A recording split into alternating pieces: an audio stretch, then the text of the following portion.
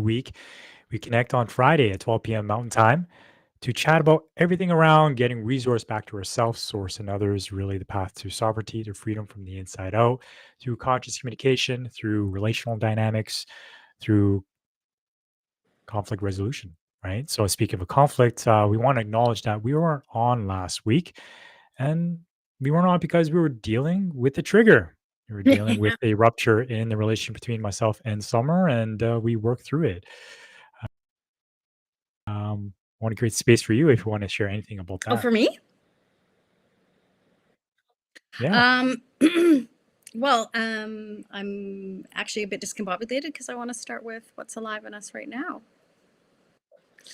And we did have a trigger, absolutely. I don't even remember what it was anymore, so it's not outstanding, but I did not have the energy to come online during that time. So that's all I would say about it because I don't even remember what it was.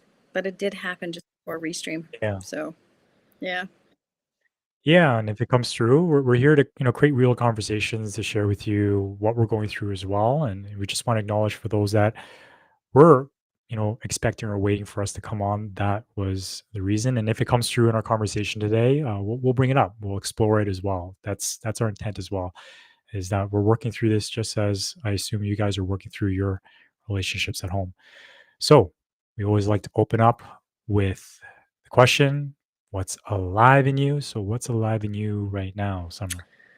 Um, Anticipation, excitement, new realizations, the coming year for the Relational Wisdom School and all the new students, the people, the community that's growing. I just feel so abundant and so alive and in rapturous awe and wonder of what's going to happen next. That's what's alive in me right now. And you, Dre? Space to learn, space to serve, space to create.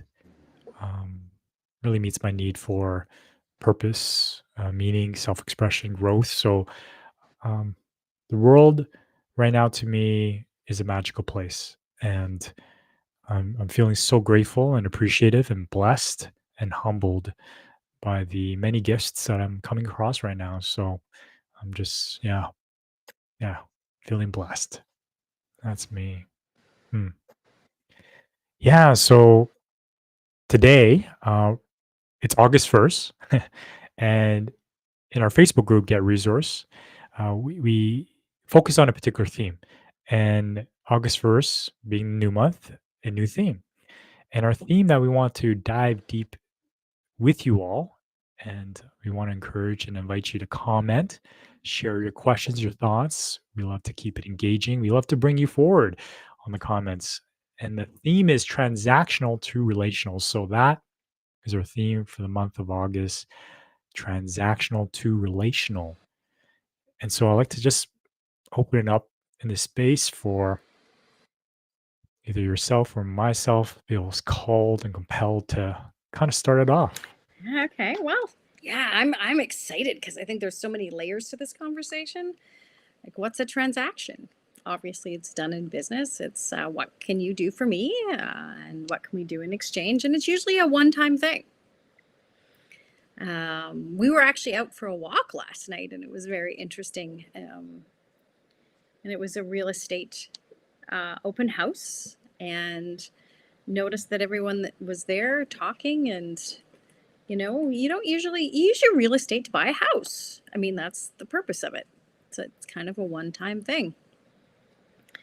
And noticing the differences between transactional relationships and relational ones that are a little more long-term, that are built in trust, and how I think coaches or psychologists or different types of people are moving to more of a relational context because people are done with one and done things. People feel alone. They feel used. They buy all this stuff which is a one-time transactional stuff. It fills up their house, or they buy all these courses, or even workshops and retreats are transactional. They're like this one-time thing where you go, usually with strangers or maybe acquaintances. You get all excited about your new purchase, whether it's a thing or a workshop or some information, and then you're like, oh, you go home and the excitement wears off a few days later, a week, 2 weeks later, and then you kind of forget what it was for and what the original excitement was. And I think if you, unless you implement these things over time and there's trust that develops, there's not a lot of lasting change that really takes place. And it's through relationship that we feel alive, that we feel that there's meaning in our lives that lasts longer than the excitement of a new car or a new couch or a new whatever. So that's would be my little introductory piece of what I think about transactional versus relational. Depends on one time Yeah. versus a much longer trajectory is one of the main things. What about you? I'll speak to that is, you know, I think people inherently, innately are looking for something more, something with more depth. Um, and AI, artificial intelligence, as we were talking about that, is really furthering that innate need for authenticity, for Mm-hmm. connection. Because now with AI being present, like I come across ads, right, with Elon Musk or Jordan Peterson or Oprah promoting a particular product, or like a 6-year-old Asian man with abs promoting Tai Chi or something. And anyway, I'm able to discern, right? I'm like, wait a minute, is this real? And by default, I look into like, well, this is fake, right? And so what I'm seeing is that AI is starting to shift us to what really matters, shift us to becoming more human, because we're now looking for that, right? AI has, in a way, kind of commoditized this information that people are now looking for true, genuine authenticity, true, deep connection, and this relational aspect, this paradigm, moving away from this transactional paradigm. Because yeah, I think people are exhausted being sold to.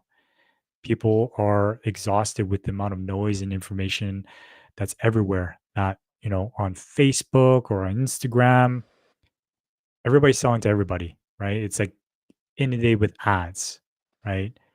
And so people are fatigued, information fatigue, being sold all the time is leading to exhaustion. So people are looking for that community.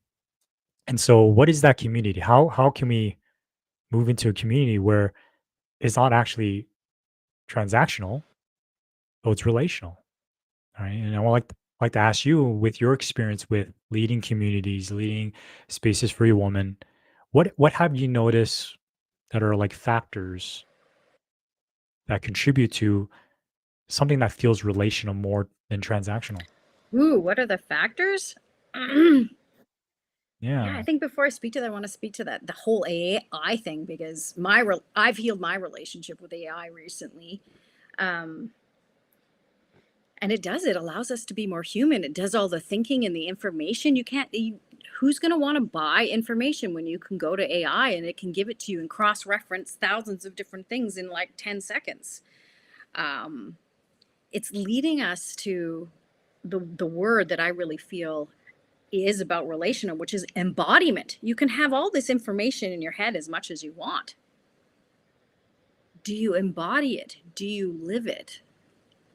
Um, and this is where, yeah, the community and the relational aspect of relationships over time creates trust, which then allows people to embody what they're living.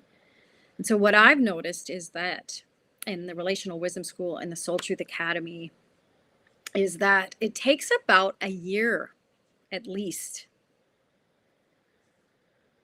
for people to feel really comfortable being themselves, being authentic in relationship, which means sharing their emotion that's going on in the moment sharing their trigger like we've done live here, and knowing that it'll be held without judgment, so that people then learn that they can both belong and be authentic at the same time.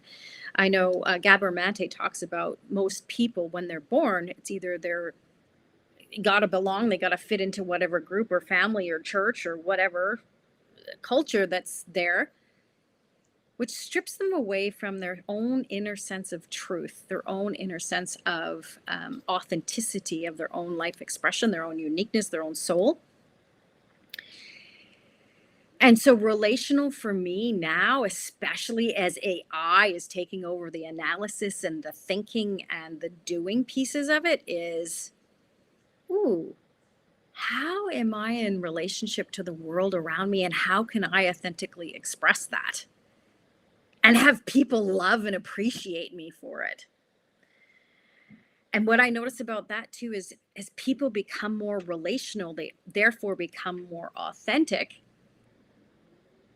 And then they discover how they want to contribute to the world. A lot of people are out there, again, consuming information and knowledge and going, okay, what's the thing that I can do? What job can I accomplish? As if to be part of that cog in the wheel, versus if I'm in a community, what's reflected back to me about my nature that is most authentic?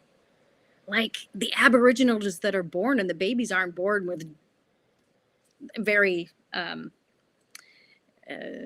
Western names, they have meaning as to describe their personality or their auspicious entry of when they were born. It describes something about how they contribute to the community itself. And this is something we lack. And so we're always struggling to, what's my purpose? And we're lost.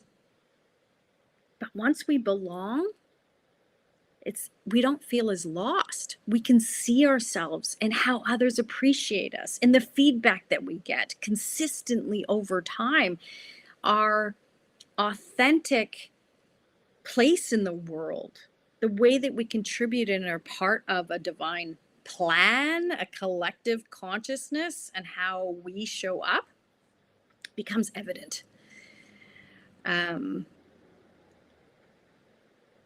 And people begin to trust their place, and then they don't look outside constantly for something to fill them, because it's already there.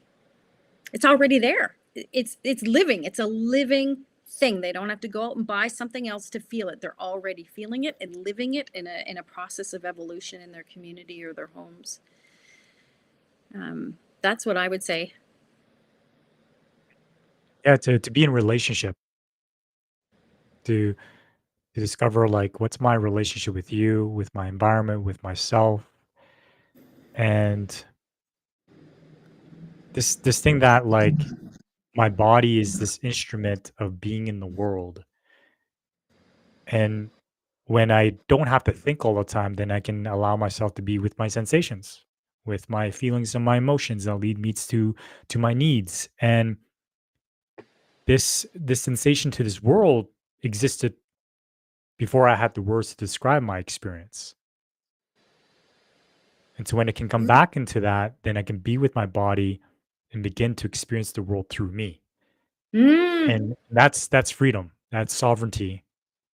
That's when I start relating with myself to the environment, to you, and the third entity in that relationship as well, which is always shifting and changing versus in my mind thinking, analyzing, placing labels. And that's all good, though the AI helps alleviate the need for thinking so much so that I can be in the now and with my experience. So that helps me to come back into relationship, I right? think you said something that just twigged me, like that's really important about AI. You need language to use AI. You need words, versus there is no body language. There is no intonation. There's none of those pieces. AI cannot lend you its nervous system. It can't look into your eyes and see the excitement or the emotion that you're feeling. It cannot be human.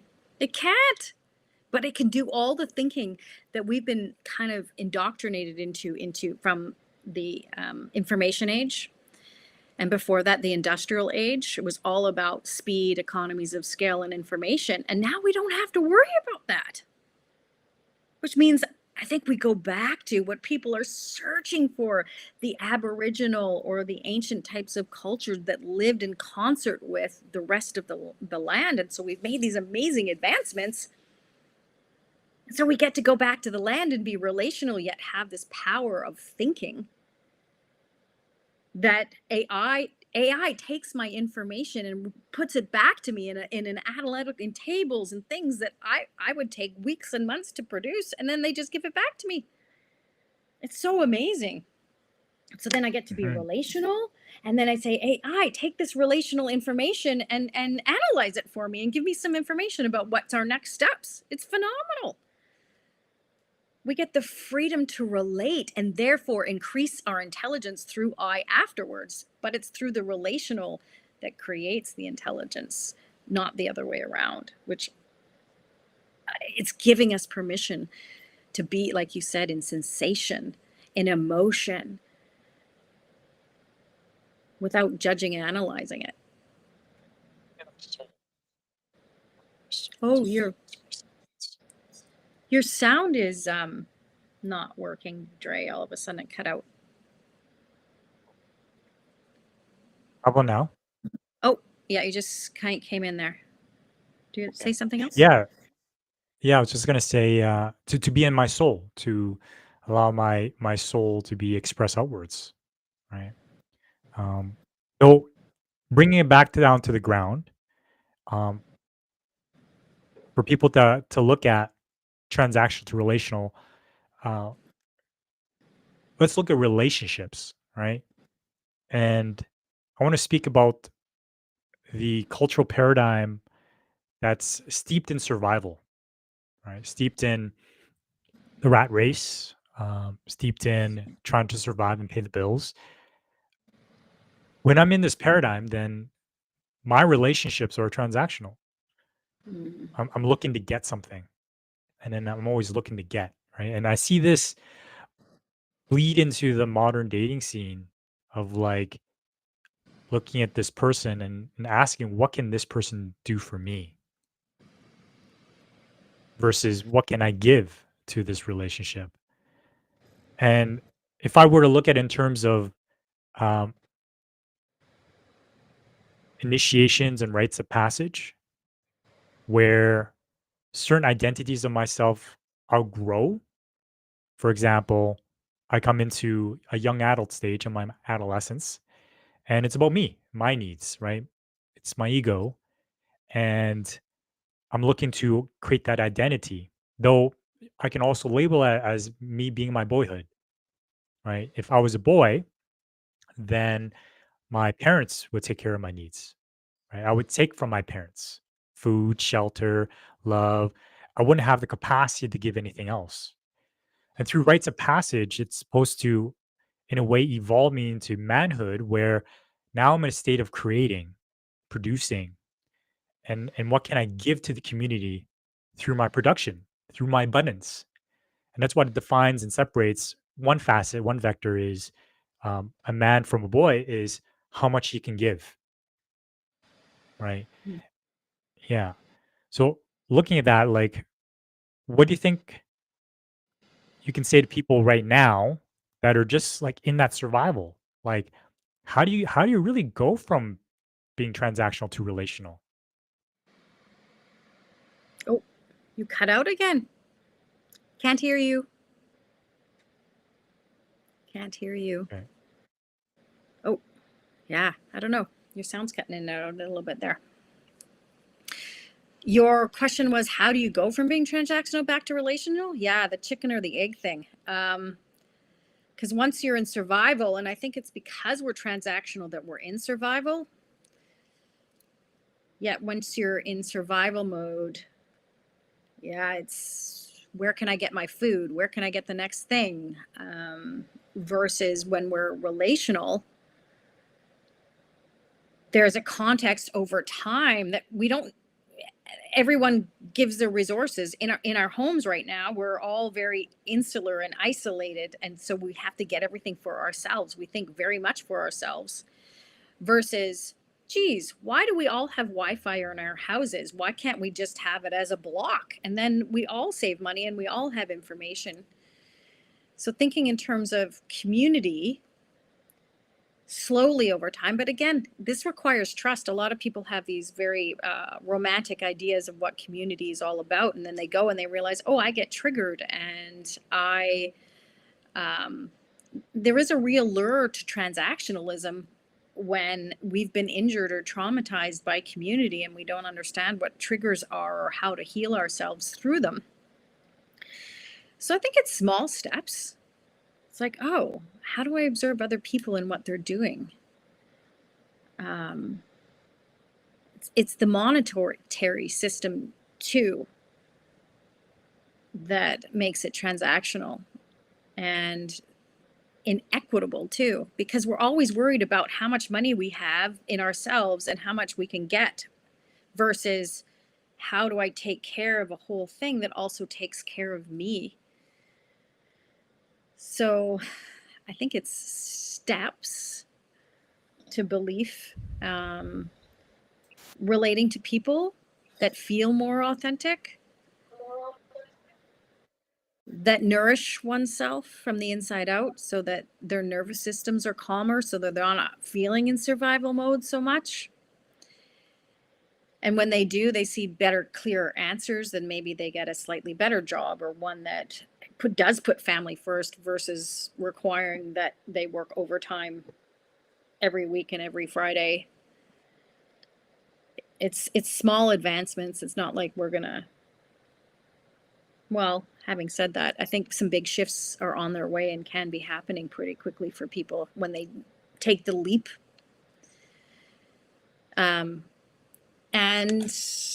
yeah, when they take the leap. We talked about the leap of faith. Leap of faith is a big thing. And this is where we get to start trusting our bodies. And once we do, we know that we can leave the thinking and the analysis up to AI, and then the decision is up to us based on what we know to be true. And I don't know if what I said just makes sense. And you got your sound back up and running? It looks a bit. How's it sound now? It's sounding okay. Your movement is also delayed, which is interesting. Technical difficulties here. A little bit the movement, but you can hear me, okay? For now, I think so. Okay, cool. Yeah. So if I were to answer that question for myself, I kind of relate it back to my own experience. Because that for me is like, it's not rooted in just like a book or a podcast or some theory that I have, but more through practice experience. And I see it as like three stages of relationship. And the first stage is like my self-focused needs. And this is transactional where, as a child, looking to my parents to take care of me in my career, right? Working for a paycheck, like taking on more tasks, working overtime, and actually doing sales because I wanted money, I wanted commission, so I'm out there to make a sale, right? So it's transactional. Then stage two is like working together, where it's a give and receive. We can collaborate, and I found this being in BNI, Business Network International, which is a networking chapter, and they taught this concept of givers gain, right? To give first, giving is the first sign of intelligence, and to see the reciprocation, building reciprocal relationships in business, right? And Sci Seminars, was a personal development company I was a part of, also taught the concept of win-win. So not like win lose, relationships, or lose win relationships, or lose lose, but how can we win together, right? So even now in this relationship with you, like currently, I can see us being in a co-creating relationship through conscious communication. And this is through me expressing my feelings and my needs and making requests, right? Because for me to guess, or you guess what my needs are, that's pretty unfair. And that gets me back into that stage one, right? I'm not being transparent. And stage three for me is when I'm tuned into my purpose, when I have a clear connection to my mission on this planet, when I'm serving something greater than myself, I tuned into that stage three of being relational. And a core piece of it to growth and to connectedness and what I'm looking forward to having that integrated back is spirituality, is believing there is a higher power. Even just by looking outside, observing the earth, nature, the animals, there's an intelligence there. There's an intelligence that guides my breath, first in, first out. And so when I connect to that, why am I here? Because if I exist, I do matter. That gets me in a place of abundance. That gets me in a place of I want to give because there's an inherent innate knowing that I am supported, right? And then if I pay attention to the synchronicities of like what's creating resistance, why does this seem so hard? But if I go this particular way, it seems so easy. I start paying attention to the science and things start to flow, things start to happen. This idea that, oh my God, no matter what, it seems like I always have enough money to pay the bills. Why is that? Or someone gives me a call out of the blue, right? Money comes in. And I'm like, wow, I'm being supported here to continue to do my work.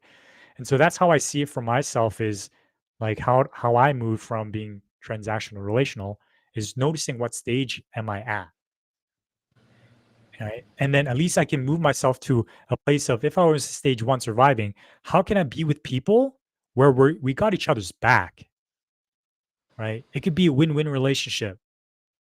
Simple as that. Why would I want to be with someone that keeps taking? Is what I'm saying, right? Or if I'm just taking, how can I get to a place where we can start collaborating? And then during that journey, right, begin unveiling why I'm here. Start exploring the magic of the world is my invitation to move from transactional to relational. Yeah. So I just want to Sure. check in with you. Were you able to hear me or it kind of choppy? Yes, I can hear you, but your motion is delayed. Your voice does not match your Hmm. lips don't match what you're saying, is what I'm saying in real time. Okay. Okay. Yeah, so maybe it's the internet uh, extender that we just moved. I guess. Hey, maybe it needs to be reconnected. Reconnection. If we're not connected, it's very difficult for people to understand us, right? And I think you were saying success. That leads me to Viktor Frankl, who wrote a book, Man's Search for Meaning. You almost quoted him exactly. For success, like happiness, cannot be pursued. It must ensue, and only does so as an unintended side effect of one's dedication to a cause greater than oneself, or as a byproduct of one's surrender to a person other than oneself. So we're going to continually feel empty. I mean, this is a beautiful corporate um, monetary gain thing. If we're always feeling lack and we don't know what we want, then we're always buying something new. It really feeds this money focus. Transactions are based on money, aren't they? Oh, I want more money. I want more stuff so I can have more stuff in life. So it's very money focused versus relational focused. That's the other piece of it. And money, really, what is it? It's something man has created. It's based on a system of hierarchy. Who has more of what? You go and you go into a course that you might be interested in. And in the past, there was always, oh, well, charge US dollars and charge $6,000 or $7,000 or $8,000. And if people can't join, that's too bad. They've got to invest in themselves. They have to buy in at that level. And it's like, there's something innately wrong with that. It's inequitable. Not everybody lives in the United States. It prevents us, it creates a very monoculture of people. And it doesn't put us in relationship to the world at large that we actually live in, to relationships. And what is it they want to say about money focus? Money is something that we have assigned value to. And every person has a different value to different things. So, what I'm experimenting with is I can offer people something that I have, and I'm going to ask them what in their world value is valuable to them about it and how much they're willing to offer me for it. That way I'm in relationship to them. I know what else is going on in their life, and I can tell them if what I offer is actually of value to them over time, and they can assess for themselves. Oh, in my world, it's actually, I can afford this and I feel good about this. It's not going to drain me. I'm going to still be able to feed my children. And yes, that's a value to me. And so relationship takes us out of a strict money focus into, okay, how is this of value to you in your life? Knowing that people are different. It's not the same value to people. I've had people pay me lots of money for my programs and classes and workshops and retreats, and they don't participate. They don't show up. Drives me insane. I want more than the money. I want the connection. I want the relationship. I want the wisdom that oozes out of people when they tap into themselves. That is worth way more than money. Money changes in value. Our relationship to source is invaluable, and its value is very stable over time. You might pay 25 cents for an apple one year, and it's going to be $50 in, I don't know, 50 years. But the enduring value of what it's like to hold your newborn for the first time, what it's like to have someone hold your hand when you're afraid, to be with someone. I mean, there's not even any value. There's no price you can put on that. And so money is this abstraction that we can leave to AI. I bet AI would have a way of helping people discern the value of what they need to pay based on their other life circumstances. But relational is about more than just money. We can't just get rid of money in our system right now. But it's about taking into other things into account, how much they contribute, how much time people show up, how much wisdom, how authentic people show up. That's worth something. To me, that's the most valuable thing there is, because then I understand life through other people. I'm not confused. I don't feel lost as to where my place is and what I should be doing and what job I should get. If people give me an authentic mirror, I know who I am. And I know that I have inherent value also. So relational takes us out of a money focus. That's part of our journey there. We can't take money out of the game right now, but it helps us reassess value in terms of equity versus equal financial payment. And people will be like, well, people will lose money then or whatever. No, some people pay more than what I ask for, because they have the extra and it's that valuable to them. And then they show up. Because if a millionaire pays $200 for something, it's like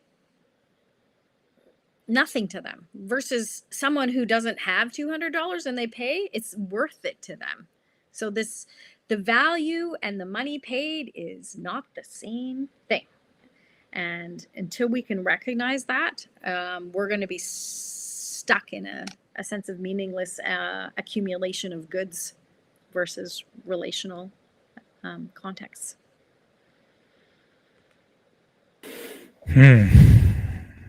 Yeah. As you were sharing that, like, I was kind of look at my early days of sales was like looking at the price and attaching the price to my worth and how much should I bring down the price to get the sale. There's so much focus on the money itself rather than the value, rather than on what I bring to the table. And now when I look at whether I give money to someone or not, is based on my relationship with that person. It's based on the level of trust that's been created rather than all the bells and whistles. And so I see it in my own journey of the people I'm following and perhaps planting the seed to work with them is like who resonates with my frequency. That it takes time for my relationship with that person to nurture over time. Are we sharing the same values? Are we speaking the same language? And once that's in, like, and I see this person, then I want to learn from this person because information is the worth of information is pretty much zero because it's readily available and AI can just bring up just like that. So what am I paying for? I'm paying to be in close proximity with this person. I'm paying to be seen and heard by this person, to be with this energy, to be with his or her experience. And like you said, like AI can't co-regulate me. I can't lend its nervous system to me. So really what I'm paying for is to be human with this person, right? To be in that community. So when I think about that, it's like, man, it's priceless. It's worth it.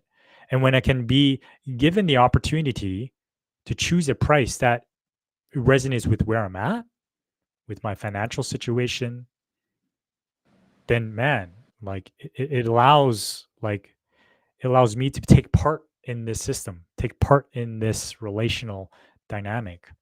Because yeah, some people have more money than others, but that can be balanced out, right? When that can be thought in that way. So I'm not too familiar with sacred economics, but it may seem like perhaps this is an idea that pertains to that, a new way of being in a relationship with each other and still like transact with money, right? Because money is still part of our system. Yeah. Hmm. I mean, another part of that, especially in the relational wisdom school and the programs, the Empowered Empath Academy, is the idea of that as people grow in wisdom and skill, they bring more value. So then they pay financially less because of that. And I think our culture is so transactional that it's like, okay, here I am, I'm selling you something.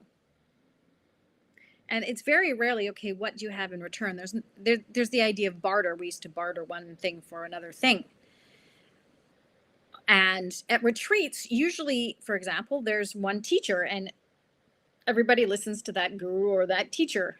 There's not been a lot of collaboration often. Maybe there are two or three teachers, but what if you go to a retreat and include everybody in the curating of that? And we're going to be part of what's called Remembering of the Village in August 15th to 17th, that I think is coming into that kind of co-creation, curating pieces of it, going back to the idea of like African villages. People made food, people showed up, they ate. There was never any lack in that. And if one person didn't have food one day, they still ate. You didn't say, oh, sorry, you don't have any money, you can't be a part of this. No, people took care of them because they knew it would come around again later. So often people are like, hey, this is what I'm selling. But they don't think about the other side of that is how could this person, as they're becoming part of this community, ever actually enhance the community? How can their being here add more value? People don't go that extra step to think about that. What is it this person knows that can inform me to make what I'm offering even more valuable? People don't tend to look at that. They don't tend to take the time to learn the other person. It's just, if you ever look at business sales scripts, it's like, okay, and this, and how do you handle their objections? Well, you know what? There are no objections when people can come in and say, "Oh, I also have this of value," and you are allowing them to give as well. People want to give. They want to be seen and they want to be heard. Um, and I know from experience from this year's retreat of the Soul Truth Academy and the Empowered Empath Academies is that the women that came to collaborate and give their gifts, they wanted to. And because the other women knew them, so there's trust built over time, the participation and taking in what they had to offer, there was ecstatic dance and there was massage and there was so much more value there than we could have possibly arranged through money. And there's something very different also about, again, we have caterers and curators of food, and people go down and they sit in front of food and now they consume it. There's something very different that used to be where people after a hunt came with food and brought what they found, whether it was the berries or the wild meat, and everyone brought what they had to share. The extra energy and the relationship, both to what they were cooking and also to the people that they're delivering it to, is so much different than catered food. Oh, you don't like peppers? Let me take that out for you.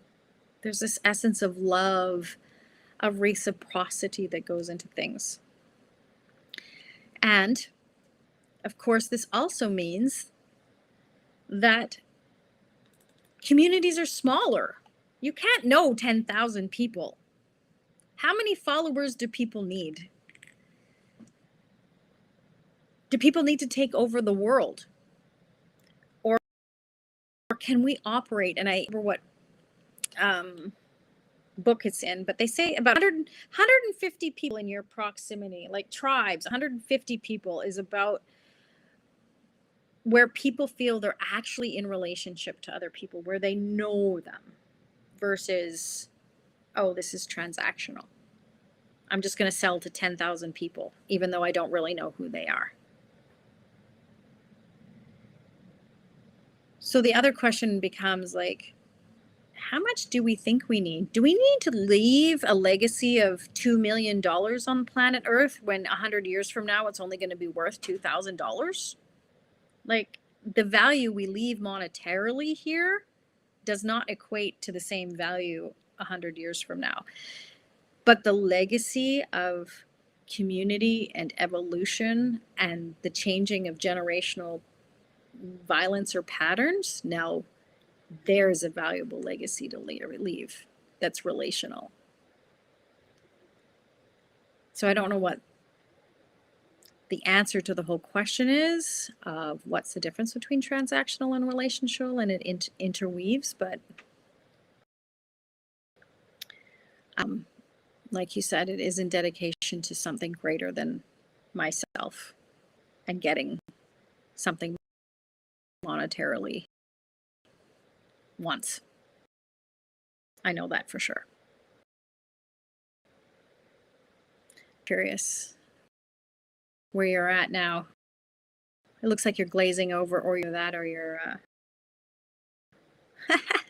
is still, and you're frozen.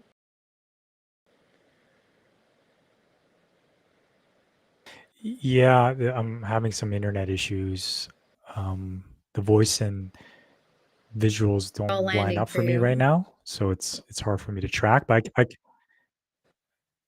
yeah, can you hear me now?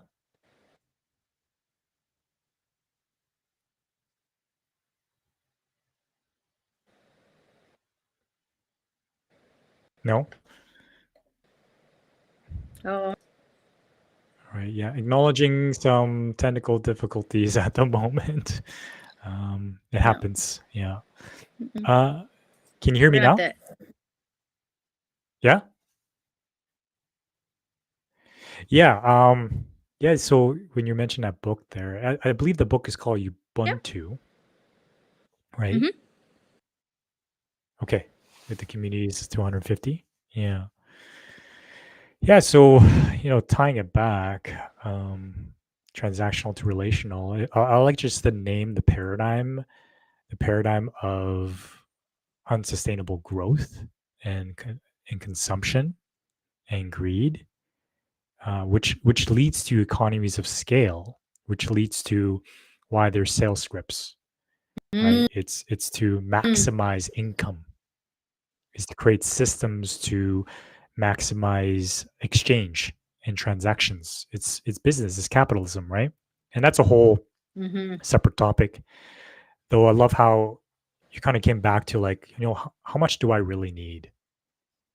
And am I good with what I have? And therefore I'm abundant, right? Someone living in the Caribbean in a shack can be fully abundant and feel good without needing anything more, right?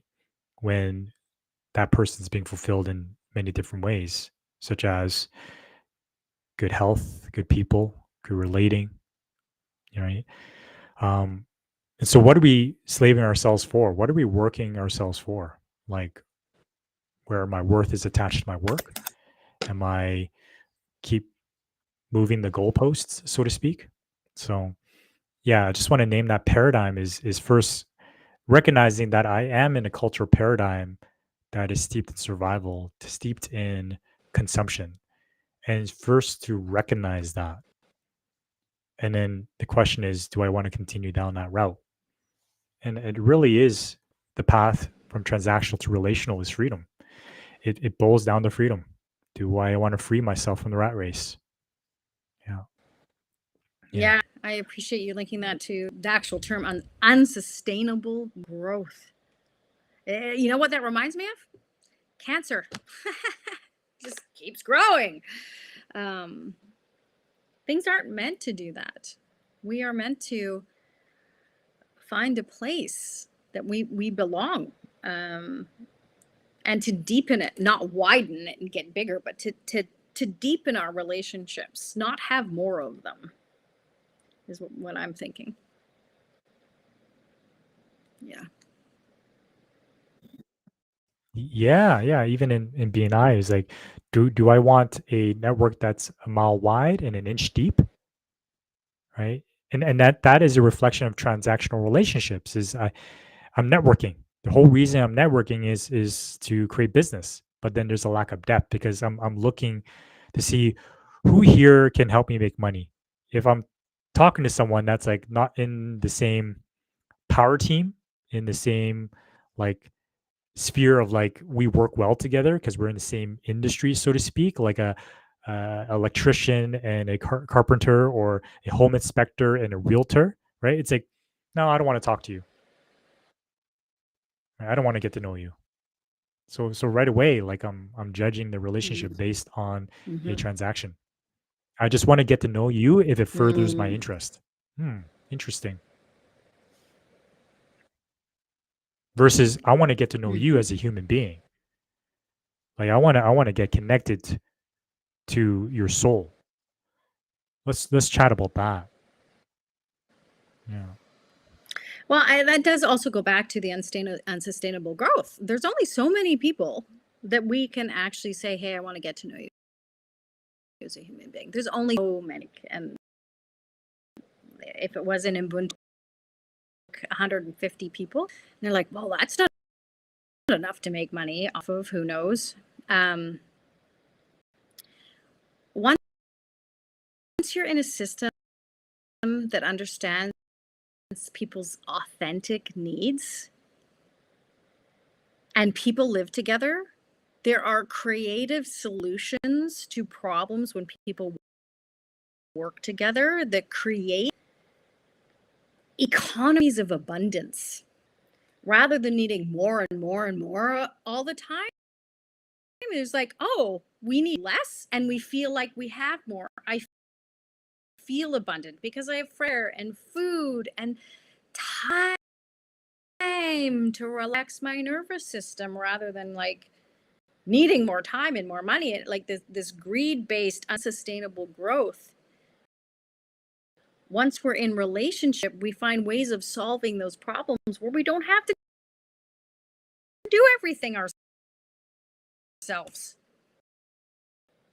And then we find we have more of everything else, more connection, more time, more nurturing, more food that doesn't taste good, that mass manufactured with all sorts of um, preservatives and things like that.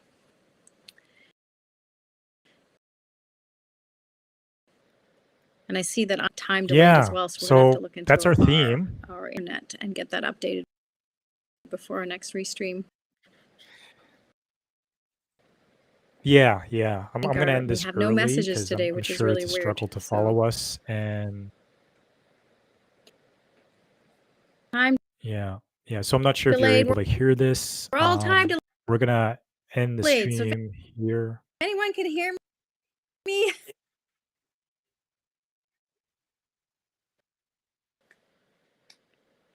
transactional versus relational. Okay, so um, yeah, so that's our theme for this month. We're gonna end this stream right Indeed, now it is. because it's pretty much unusable for us to even follow what Summer's saying or she's hearing me. We're kind of disconnecting, and I'm sure it's dysregulating for you to follow this conversation as well.